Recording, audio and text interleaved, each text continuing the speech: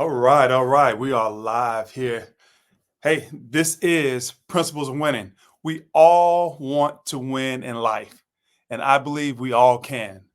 I also believe success is a choice, and there are no secrets to winning. There are only core disciplines, habits, and principles that lead to success. Yes, some of us have it harder, some of it has it easier than others.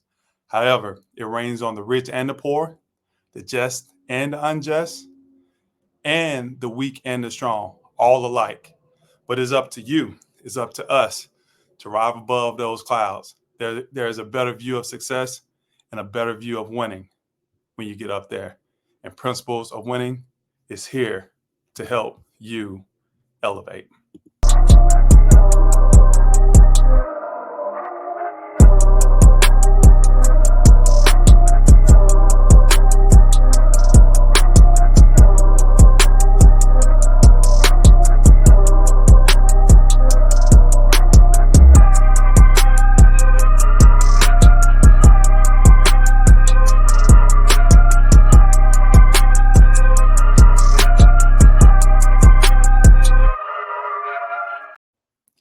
Welcome in. I am Desmond Clark, the host of Principles of Winning, where we interview highly successful entrepreneurs, executives, athletes, politicians, and entertainers to discern their principles and their disciplines that they apply in their personal and professional lives to create the mountains of success that they've experienced.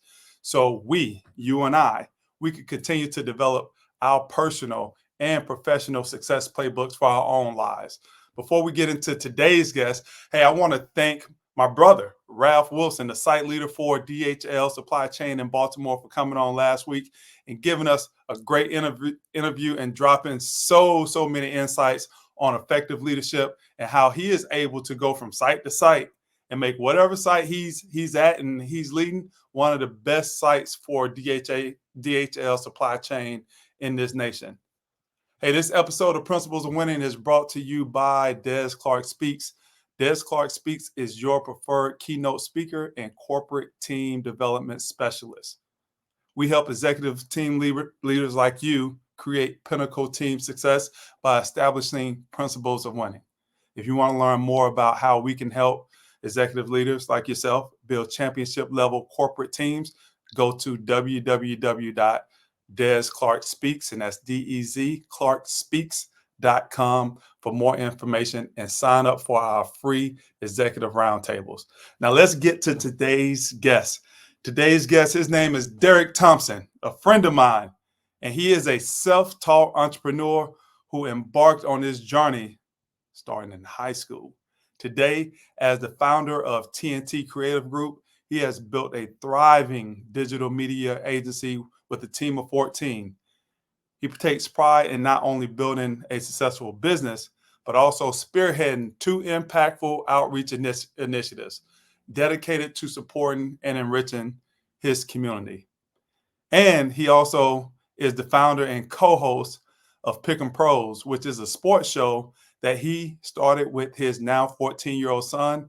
And sometimes they even let me come on and co-host. Without any further ado, let's bring on Mr. Derek Thompson. How you doing, Derek? Hey, I am doing great. How you doing, my man? I'm doing well, man. I'm doing well. And man, this is such a privilege for me to have you on today. We've been friends for going on 3-4 years now? Yes. And it all started just you doing what you do. You're out for the Chamber of North Raleigh, shooting all of the footage and everything. And I came down to speak for the North Raleigh Chamber, and that's where we connected at. And it's been hey, like two peas in a pod ever since. So hey, thank you for your friendship, and most of all, man, thank you just for being who you are to me and to other people. But let's get right into it. I don't want to waste too much time. We got a lot to talk about. We do. You have some exciting projects that you're working on right now. Tell us the thing that you're most excited about right now, and the reason why I'm smiling because I got a little bit to do with that. Yes. You definitely do. Well, thanks for having me on. It's a privilege to be here, man. You've been there whenever I've needed you and have been on the Pick 'em Pro show so many times. You are a Pick 'em Pro, and have just every time I've asked you for something, you've exceeded it. So it's a pleasure to be here. Yeah, the project that I am most excited about right now with our digital media agency, TNT Creative Group, is a documentary movie that we are putting together with Mr. Desmond Clark to tell just the heroic story of when I just couldn't even imagine being in this situation, but when your son was kidnapped and you went to Gambia, Africa, to rescue him. We have the honor and privilege to help tell that story. And I couldn't be more prouder of that project. And we kind of debated a little bit before we came on. Hey, how much of this we wanted to give away, and I think it's time. I've put just a little bit of stuff out there about that, but we're at a place now where I think, hey, it's time to start to talk about it a little bit. So I'll letting people know what's going on. And man, it was such an experience that I went through. It still get really emotional right now, me talking about it, but I couldn't pick a better person and a better organization to get that done for me. When you think about this story, what comes into play for your creative agency? Because this is something that you guys haven't necessarily done like a full length before. Right. What goes into this for you? Man, so much goes into this for us. So, like you said, our experience is certainly storytelling, but we tell stories in more of a short format. So this will be the first, feature length presentation that we put together. So some principles are the same, but definitely there's some new ones that come along with this, in terms of the budget that we're working with, the time frame that it takes to put this together, all the layers of bringing in the narration to what we've captured with you for interviews, to B-roll, where are we going to film, what locations are we going to go to. There's so many pieces that go into this, and the planning and strategy, of course, as you know. This is a wonderful challenge, and we're looking forward to knocking this out of the park. And we feel this is going to put us on the map to do many more projects like this. Now, this is Principles of Winning. And we talk about disciplines, we talk about principles, and we talk about habits of winning. I'm going to put you on the spot here. What makes you believe that you and your crew over there at TNT can make this a winning project? Yeah. I have an amazing team. My team always steps up, and that's the key to success, is to build a winning team. And I have a winning team. Shout out to my vice president, Michael Sims. He did an amazing job of interviewing you to capture footage. I mean, it's something that I thought might be a 2-hour interview. He made it a 5-hour interview, and he took that conversation in areas that I didn't think, it was going to go. So, I mean, the footage that we already have is amazing. And it's a matter now of putting the icing on the cake. So my team is why I'm so confident of that. I'm always writing checks that they have to cash. So that's one area. But the other area, which I'm sure we'll dive into, is just my upbringing, man. I saw, I had 2 wonderful parents, that showed me that anything was possible. And they showed me not by necessarily telling me, although, they did here and there, but more so was the actions and what they introduced me to and what they exposed me to. So I grew up, seeing, my parents and their network and everything. And I just had no reason to think that, I couldn't do anything. I knew that I could do whatever I set my mind to. So if anything, sometimes I can be a little overconfident by that upbringing.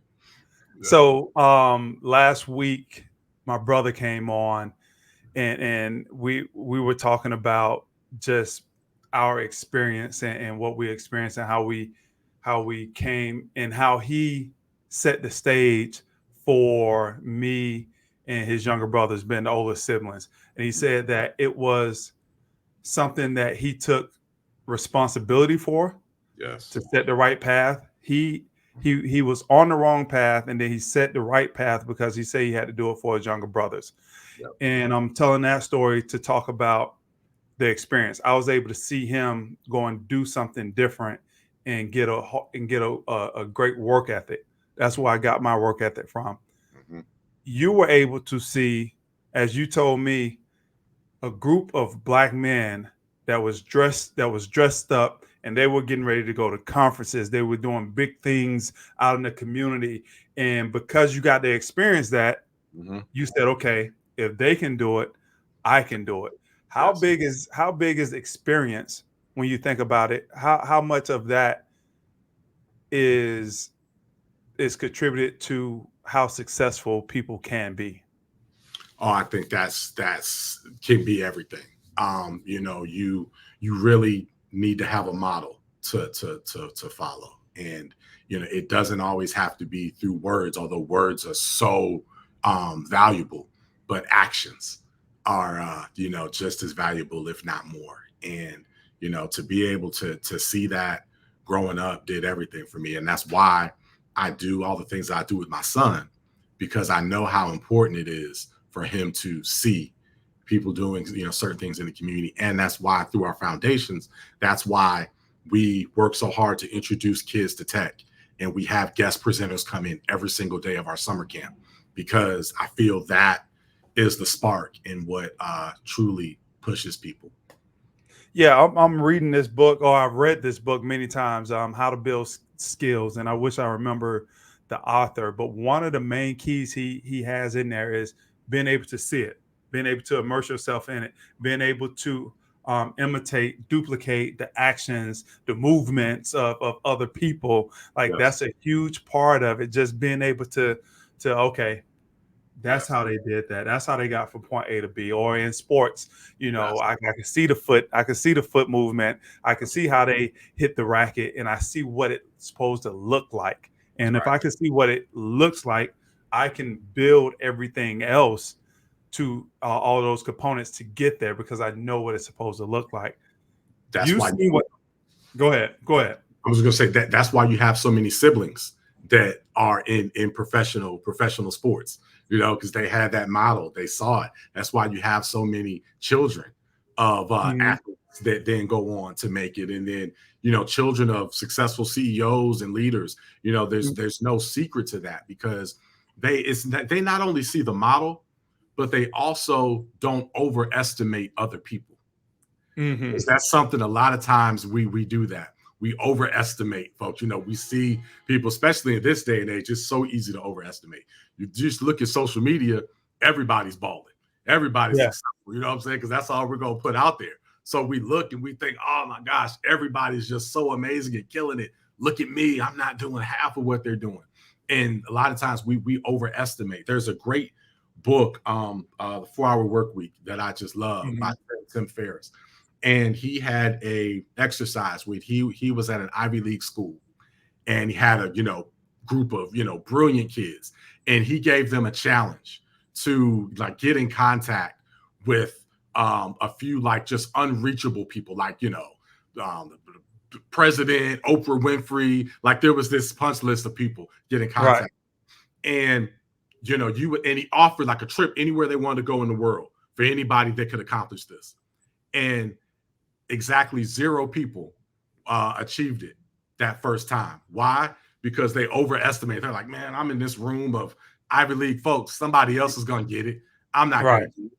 He came back the very next year, told that story to the next group of students.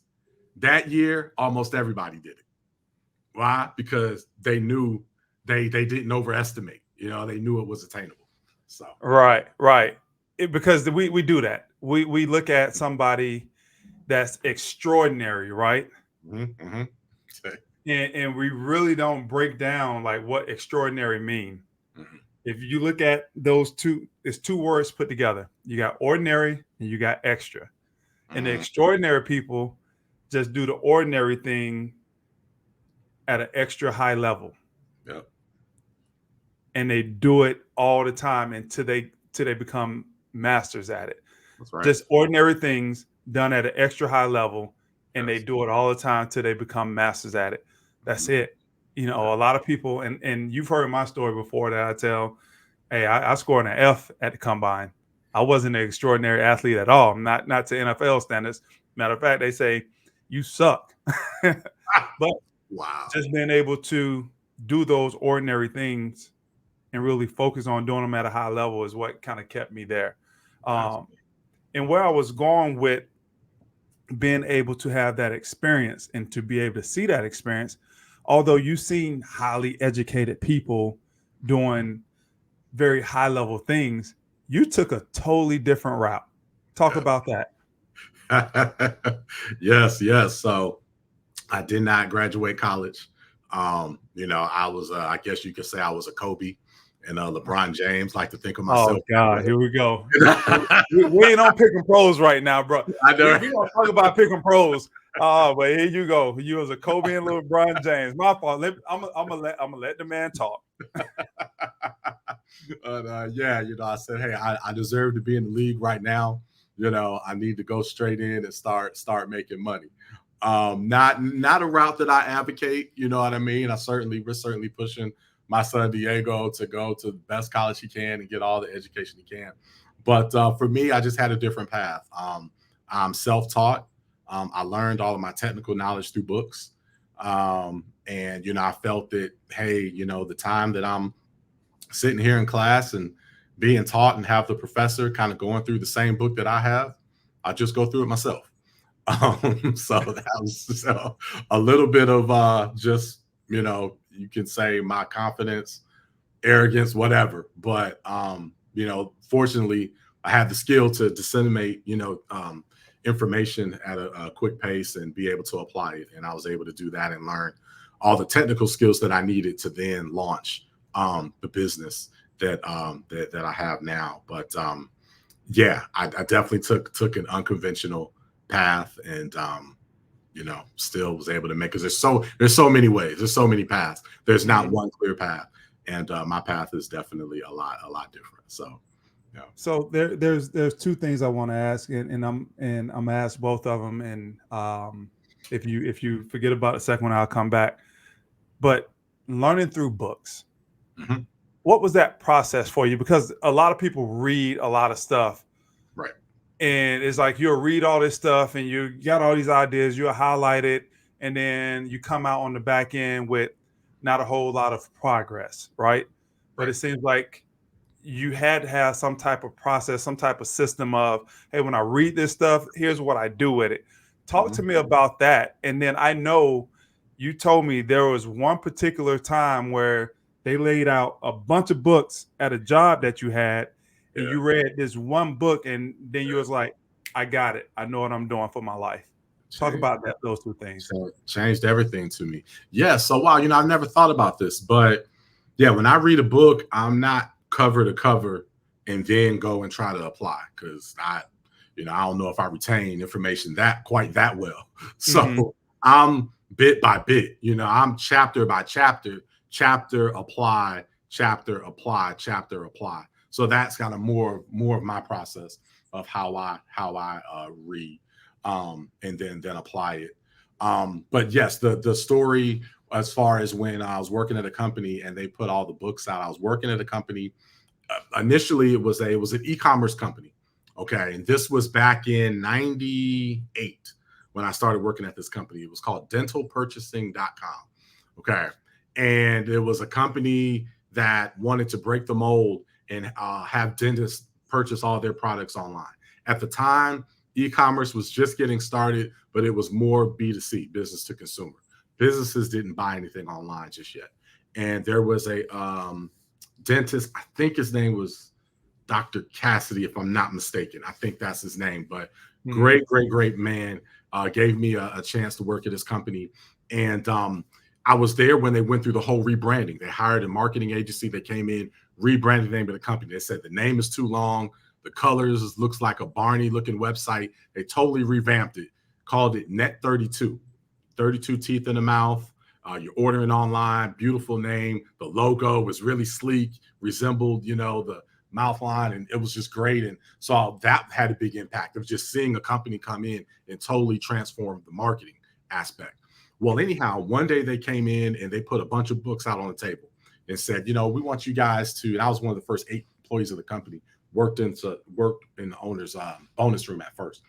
And they said, we want you guys to learn more technical skills. You'll be more valuable to yourself and to us. And one of the books on the table was Sam's Teach Yourself HTML in 24 Hours. HTML is the primary language of websites. So I went through that book and I built my first website. And, you know, I was in my apartment a few months later, and I published my first website, and I sat there and said, wow, you know, this is amazing. I just, in my apartment, you know, my pajamas, just, you know, uploaded something that the whole world can see. And I said, okay, this is what I'm going to build my business around. And of course, we then have evolved to add video production and 3D animation and all these things over time. But it started with web development. So that had a huge impact on my life. And you taught yourself all these skills, animation, everything that you just said. So it's interesting. I taught myself graphic design and website development. Okay. However, the 3D, the animation, and the video production, I hired that in. Okay. So I evolved enough to then make the funds to then hire that in. So yes. Okay. Nice. Nice. So you went the path that you went, right? And now you're here. Right. Talk to me and really give me that list of disciplines, habits, principles that you developed in that time where, hey, you was working for other people, you started your own business in high school, you had the ups and downs. It wasn't that direct path, but then you found your path through all of that. What were the top 3 to 5 disciplines, habits, principles that you developed to help you be successful, not just as a business person, but as a man, personally and professionally? Yes, absolutely. Time management. Time management was so important for me. And to be specific with time management, batching my time.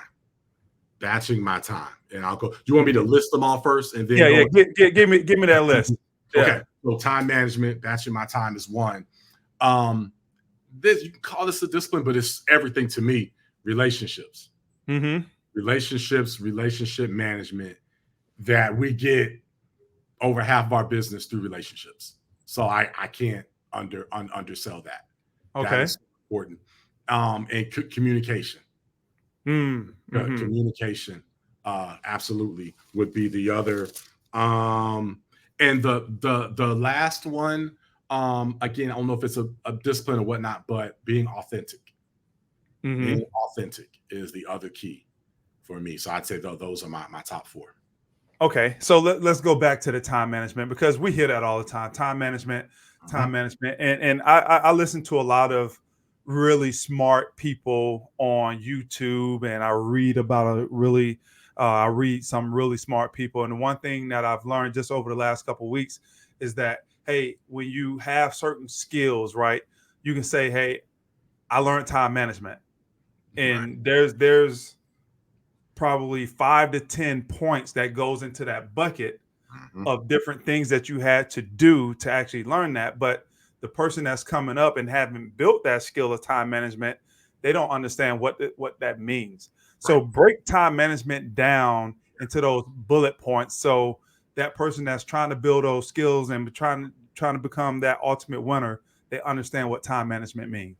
Yes. So for me specifically, number 1 is batching my time. And what I mean by that is, you know, not moving from, you know, item to item to item that's so different. Meaning, you know, we're having a meeting, and then I'm gonna sit here and work on, you know, this project, and then I'm gonna sit here and make a call, and then I'm gonna move on to writing a proposal. And you know, when you're there, it's hard to really be effective. So what I try to do as much as possible is I batch blocks of times for certain activities. So I try to have all of my meetings on certain days of the week, if at all possible. Of course, I make some exceptions here and there, but I try to have heavy meeting days. Okay, I'm in meeting mode. I'm killing it on my meetings. As far as days where I have to sit down and just go through tasks that I have on my own, try to have a day for that. If I have to go out in the field, I try to batch those together. And then that also gives me more time, because if I have to leave the office every single day for 2 or 3 hours, then you're losing a whole lot of time. So batching my time and batching activities, which is another thing that I got from the 4-Hour Work Week from Tim Ferriss, that is has been the biggest key to my time management. And what has that allowed you to do? What's been the gain from learning time management and specifically batching your time? Yeah, so the gain is, one, I'm more effective with everything that I'm doing. And I don't lose, I have more time in my day because I'm doing the same type of activities on a certain period of time. So I'm not having to transition. Because, if you transition from something that's totally different, then it takes you a while to get into that mode, and that's lost time. And time is everything.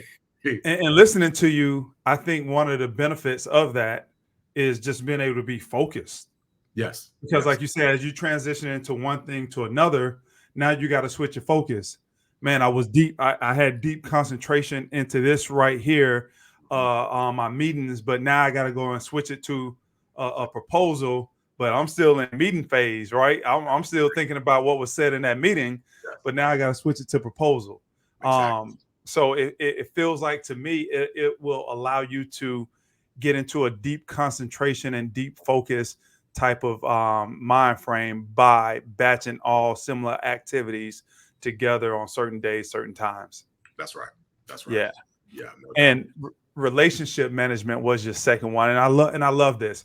And going back to that same thing that we talked about in business, you always, especially in sales, you always hear people, "Hey, it's a relationship, but that's all they say.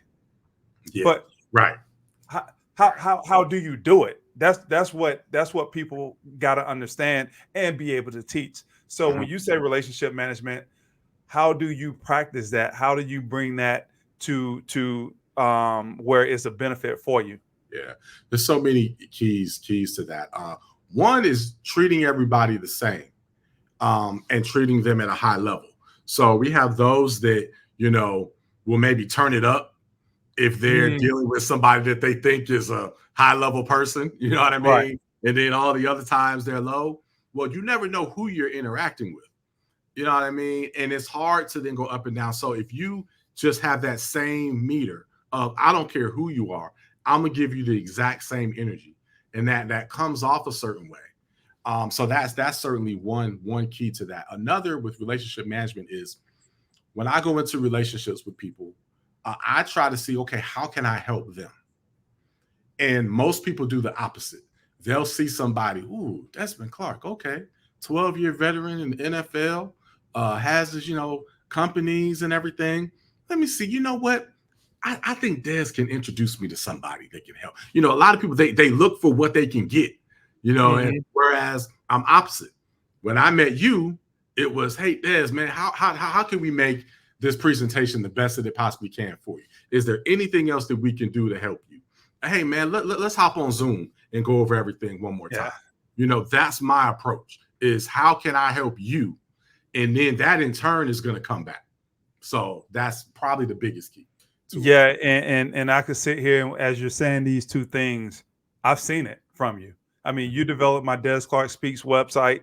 Yeah. You could have, you got this creative agency group. You could have charged me mountains of money because I know your work is that good. You didn't do that. As far as like treating people the same way, I've been out and about with you a few times. There's no different. There's no, hey, I'm gonna smile halfway with this guy and I'm gonna smile big with this guy. I've always seen you just be even with everybody. But I think one of the takeaways from that is not about how you're treating everybody else. It's about who are you as a person. Mm-hmm. Yes. And people gravitate to who you are as a person, right?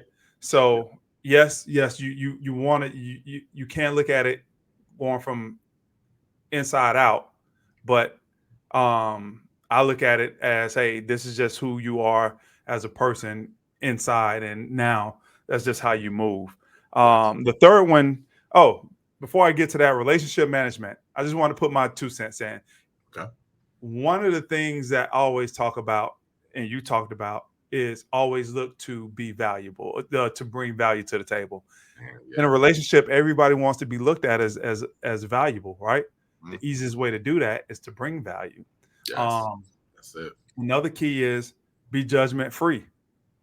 Just go into it with a blank page. Let people write their own books for you, Mhm. and let them tell you who they are instead of you going in assuming things. Another one is always be encouraging and challenging. Really, always trying to bring the best out of people, but by being a cheerleader and also being somebody that will kick you in the butt and say, "Man, you're better than that." Yeah. All at the same time. Yeah. So when I think about relationship management, those are a few things that I think about. You talked about communication. Communication is a huge one for me when it comes to being able to be successful and put yourself in a winning situation. But why is communication big for you? Man, because it communication directly leads to trust. Mm, I don't feel that people can look at you. You might be trustworthy, but folks won't look at you as trustworthy if you don't communicate. If there's an issue that's coming up and darn well that issue's coming up, and if you don't communicate it, you're looked at as being untrustworthy. hmm Um, there's so many examples of that, but I feel that communication and trust and how you're perceived go hand in hand, and I don't think you can have one without the other. And so you're talking about the communication of expectations. Yes. What about on the communication of delivering messages and how you deliver those messages, the things that you say and the way that you say things? How Yes. important is that? That's extremely important. You can, you and I can have the same message, but if depending on how we deliver it, it can be taken a totally different way. So that's a great point. And also with communication, it's understanding your audience or who you're talking to.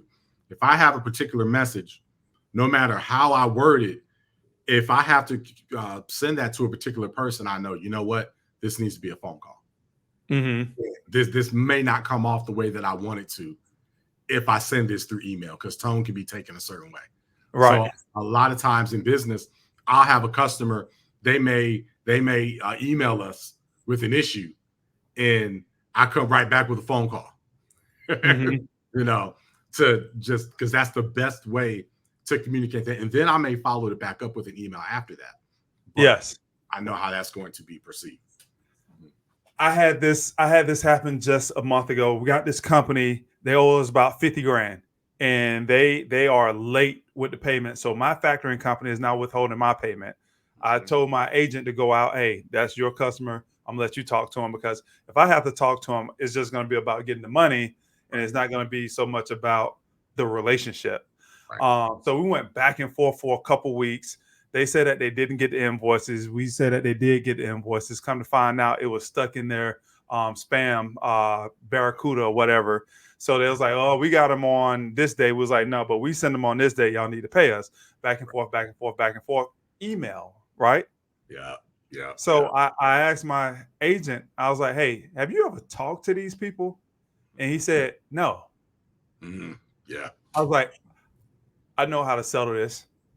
I emailed the guy and I say, "Hey, I think we have a bunch of misunderstandings that can be settled if we could have a 10 to 15-minute conversation." yeah, I think that conversation lasts for like 5 to 10 minutes. yeah. And we were able to understand each other.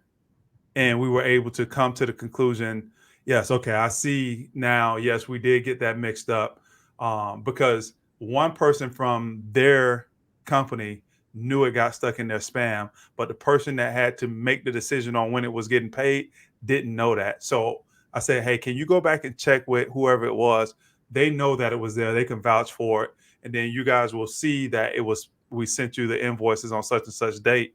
And if you see that it was sent on such and such date, can you now push that date up to when you guys pay us? Because it's not really our fault that we got stuck in your spam. I was like, is that fair? He said yes. He said yes. Yep. Yep. It's logical. He went back, he checked. I got an email like 20 minutes later. It was stuck in the spam. You are correct. We'll make sure that we get you guys paid out half this week, half next week. And he asked me the same question. Is that fair? Fair. Boom. You got to pay it out. Perfect. Yeah. Just by communicating. Yeah. Yeah. You definitely want to be sensitive. Yeah. When it comes to money and chasing people down and all of that. So yeah. Yeah. Yeah.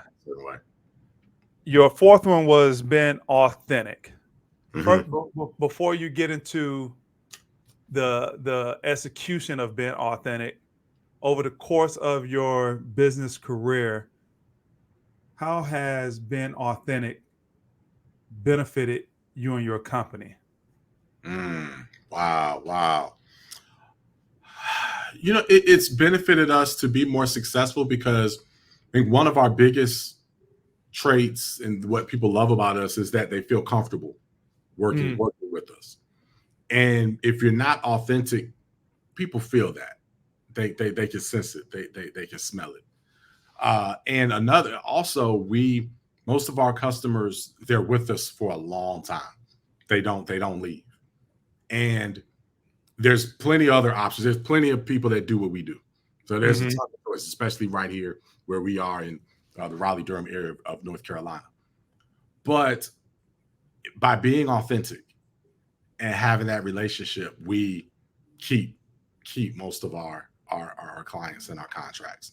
So that authenticity has allowed us to stay in business for as long as we have, and allows us to do better each and every year. And that's the main thing that we look at as we constantly evolve, as we look at what we're going to offer year to year. Do we need to change?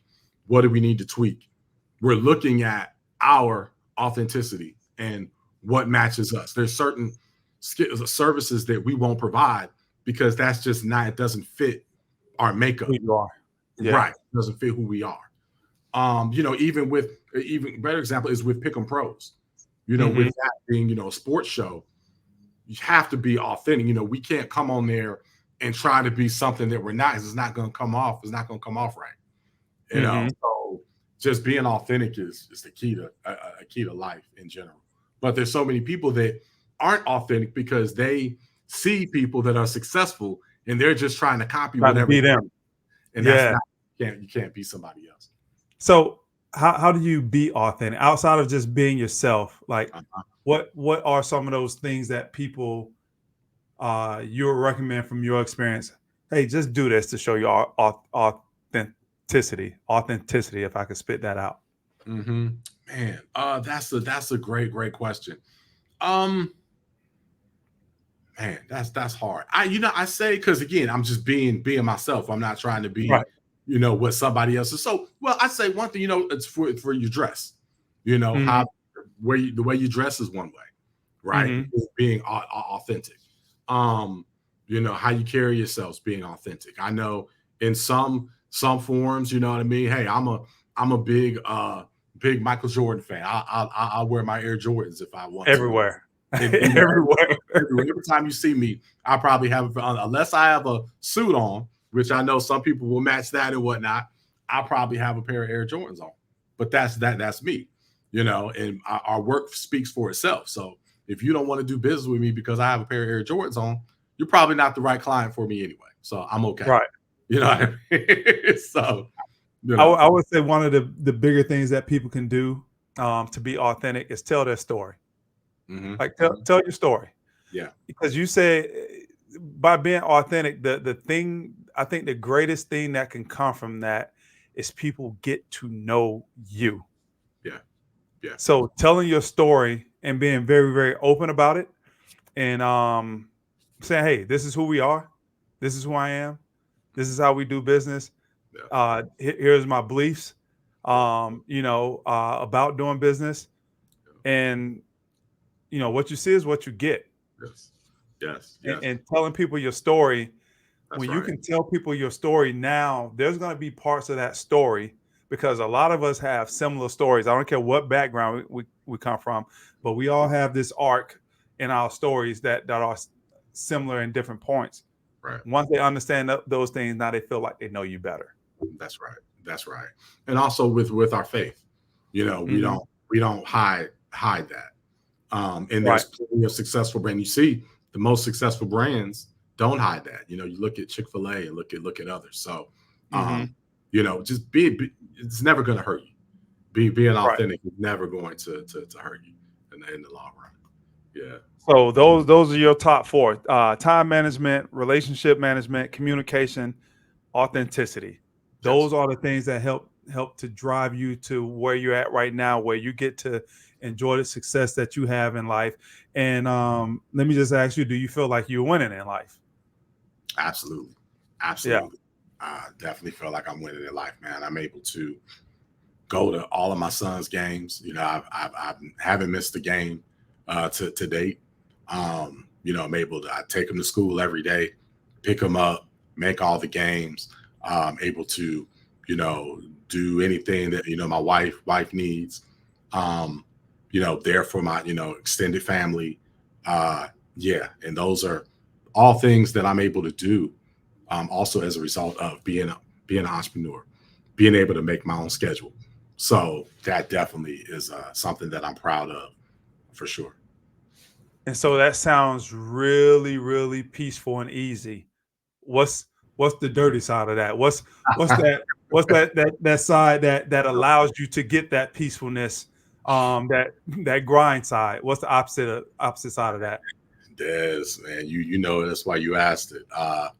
Late nights or early mornings, doing whatever it takes. So the luxury of maybe leaving at 2:30 and going pick up my son or going to a game and all that means, okay, that night I need to be working on that proposal, or I need Mhm. to, be reading on something that's within our industry that I need to be knowledgeable about. So yes, definitely. There's so much that's unseen.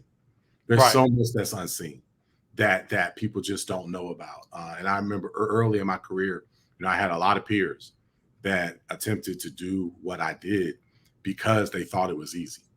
Um, Mhm. and then they got into it and learned that there's a whole lot more to it, especially when you get to the level to where then you have staff, you have people, you're responsible for them. Yes. Realize it. That's a whole nother ball game. Payroll doesn't wait. You know what I mean? So, Sometimes, and I'm sure early on you had to wait on payroll. yeah, oh yeah, Yeah, for sure. yeah, yeah. For So you got to pay your people, and you got to wait. sure. Yep, yep, Yeah. absolutely, absolutely. So yeah, there's a whole lot that goes into it. And it's not for everybody. There are pros and cons for sure. And Mhm. most people that approach me that want to be an entrepreneur, I really try to lay the real out to them and in a way try to talk them out of it to make sure that it's really the right thing for them, because it's Mhm. not for everybody. Some people, hey, there's something to be said about knowing that you're getting paid on the 1st and 15th and having your vacation time and all of that. And for most people, that's going to be the best fit, and that's fine. Mhm. But if you have that other chip, just like you might have that crazy chip to go play football, you know what I'm saying? Then that can be your path. Absolutely. Give them that look. Hold on. Let me get real close. Give them a look. Man, you sure you want to do this? Are you sure you want to do this? That's how you be talking to them. Yep, yes, Yeah. yes, yes. Talk to me about Pick and Pros, man. This is something that you started with you and your son, and you guys been doing this for 3-4 years now. And even with that's turned into a. I know you do it for fun, and you do it because you get to do something with Diego. If y'all don't know about Diego Army, y'all need to go look up Diego Army. I almost call you Diego. That's Derek's son. The kid is a bright kid that and a very confident kid, especially when he's winning. He could talk some trash, but tell me how Pick and Pros got started, Man. and tell me where you guys are at with that. Man, and you talk about authenticity. That's one of the most authentic things that we have. So that started, he's 14. I just turned 14 recently. And I say when he was like 9, 10, we'd be upstairs watching the games, analyzing it, talking junk about players, ourselves, going at it, just doing what we do, just going at it. And my wife literally, she paused the television. She heard us from downstairs, paused the television, my wife Kesey, and came upstairs and said, you guys need to do something with this. She said, I really think you need to have a show. I think it would resonate. I think people need to hear you're funny. They should hear your dynamic when it comes to sports and just see your relationship and all of that. Didn't have a name, didn't have anything at the time, just said you need to do something with it. And I heard her, I agreed with her, but again, the life that I have, I was like, when am I going to find the time to do this? So I sat on it for a good year and a half, at least. I sat on it.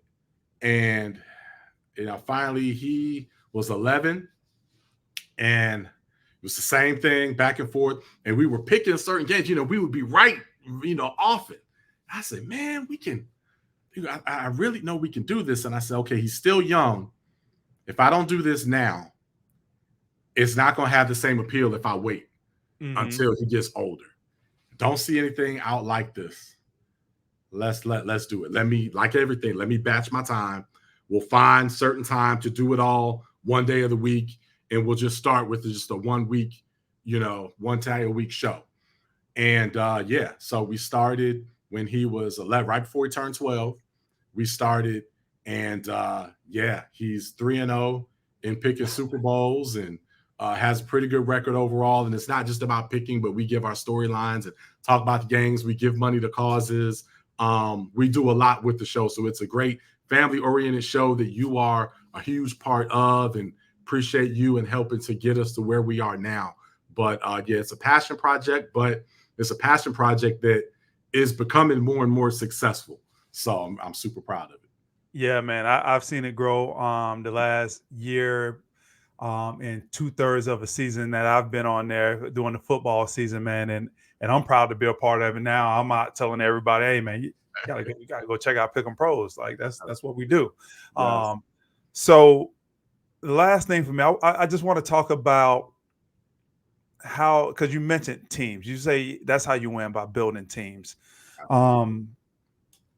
You sent me this book right here last year, 2 years ago. You said it's one of the best books that was given to you, as far as helping you develop your business mind. I believe that trust is at the foundation of building great teams. Yes. What goes into you building your team? How have you been able to build that championship level team there at TNT? Man, I'm so proud of my team. First starts with my wife, Kesey, Michael Sims, my vice president, Jackie, Pomalis Moody, vice president, Summer Olson, who social media, Jocelyn, Aaron, Ross, so many, on our team. And the comment, what I look for most, and I got this from Bill Parcells.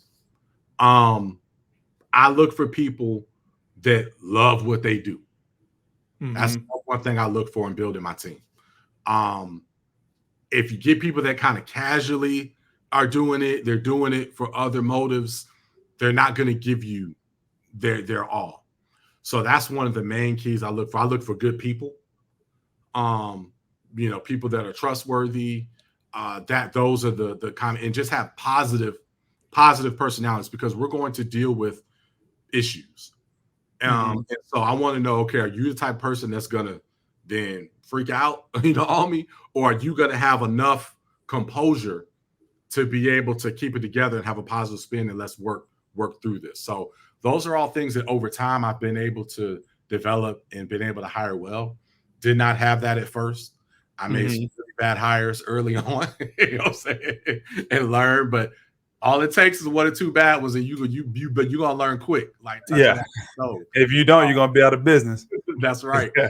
And it's not all about, early on, man, I thought it was about processes, man. Oh, man, the McDonald's method, just have everything laid out, be a good leader. Anybody can do it. No.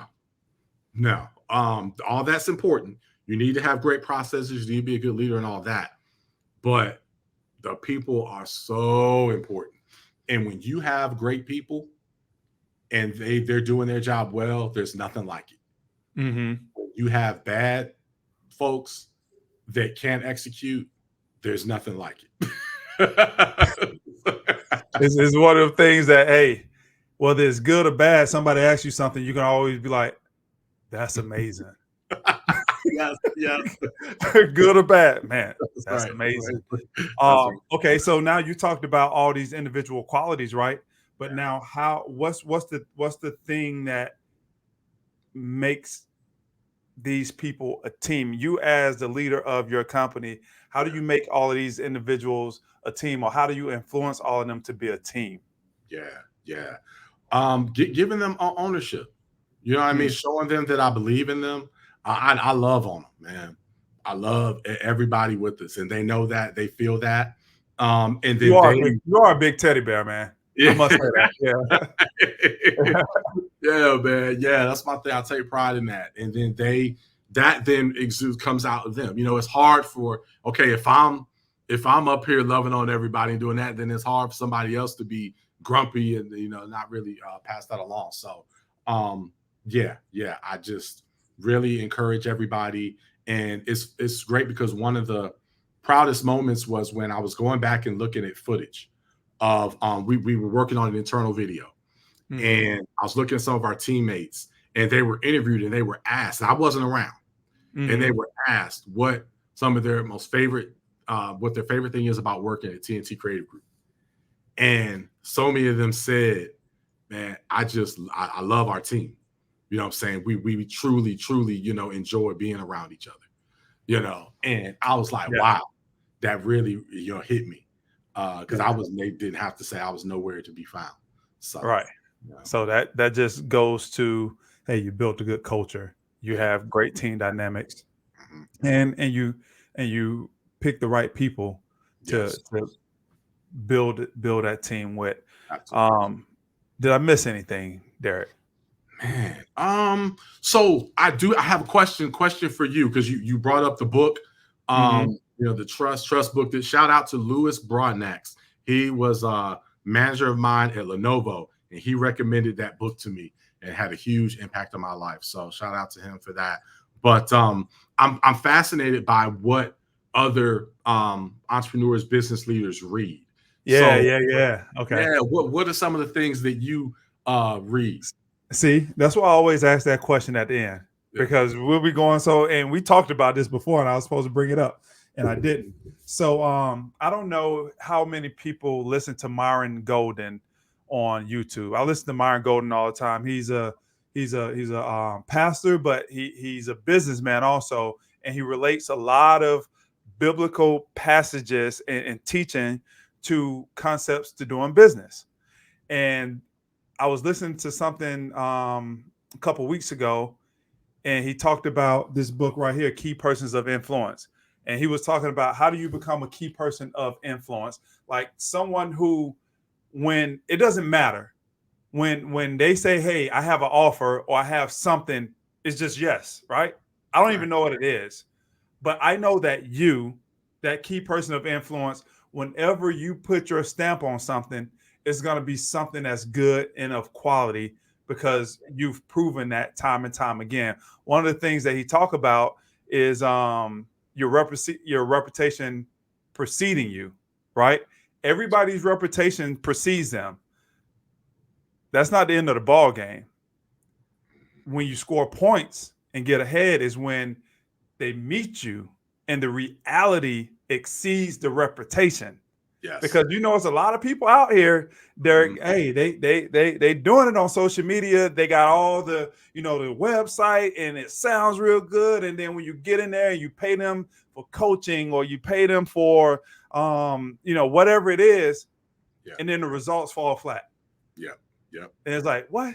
Come on, man. I had so many expectations and the reputation of this person, and then the reality of that person or that company or that product falls flat. So he was talking about that when he recommended reading this book. So this is a book that I'm actually reading right now. I can't vouch for anything on it. I will later, but it's Key Persons of Influence by Daniel Priestley and Kevin Harrington. And Kevin Harrington, people may know from the Shark Tank. Oh, yes. Yeah. Okay. So it's a 5-step method to become one of the most highly valued and highly paid people in your industry. And the other one is this, Business Secrets from the Bible by Rabbi Daniel Lapin. And I bought this book when I started Bear Down Logistics because I didn't know anything about the industry. But I feel like if you just do good business and continue to learn about the industry, you'll get there. So I bought a bunch of books just to, hey, if I'm going to go into business, I'm about to sink all this money into it. I just want to kind of brush up on business.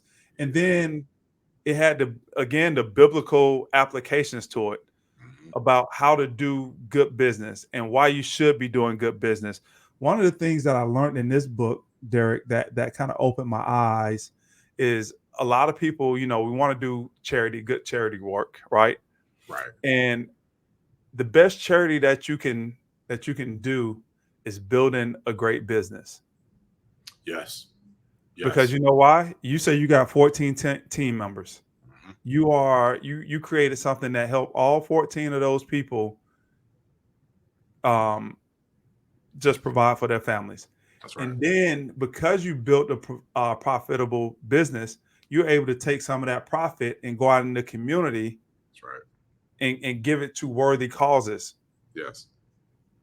That kind of, I was like, oh man, a lot of people go broke trying to be a nonprofit, right, and trying to be charitable, right? And it kind of flipped my whole dynamic about, let me focus on this business so I can do more in the community, and I can help a lot of people. And it shaped the way I wanted to do business.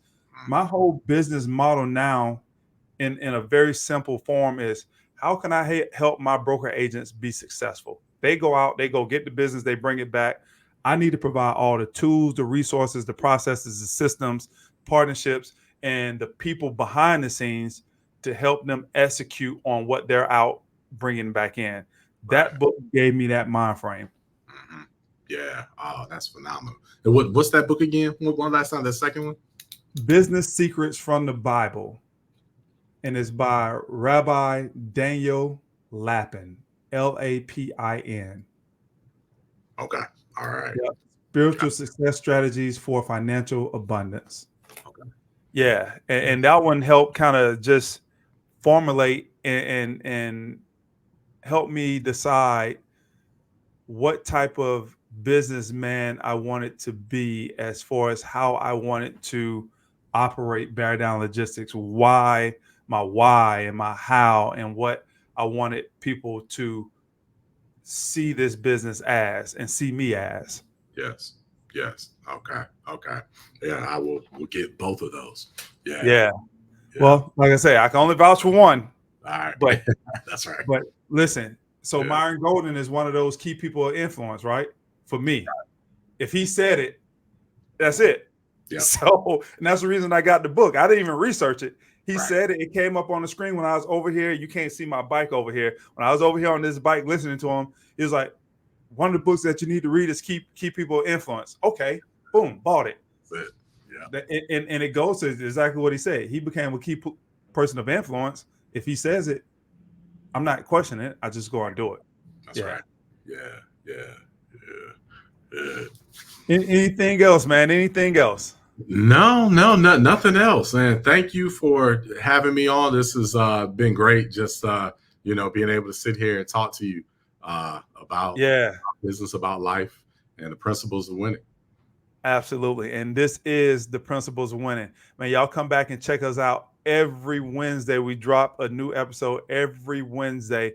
Hey, go to all of the different sites. Let's go to YouTube and subscribe there. Let's go and subscribe on the sites for the podcast, which are so many. They will be listed down below. I appreciate you guys tuning in. And take these keys. This last thing I'm going to say, a lot of times you listen to these things and you hear these amazing people talk. You hear how they got there, and then you go right back to doing the same thing that you were doing. Take one thing away, apply it. Do like Derek. Take one of these chapters from this conversation, go and apply it. And once you apply it, if you want to come back and listen to another chapter, do that. But at least take one and apply it. And then you'll be making steady progress. And that's what we're all about here. It's about helping each and every one of us be winners, because we all can. This is Principles of Winning. We'll see you guys on the next episode. Right.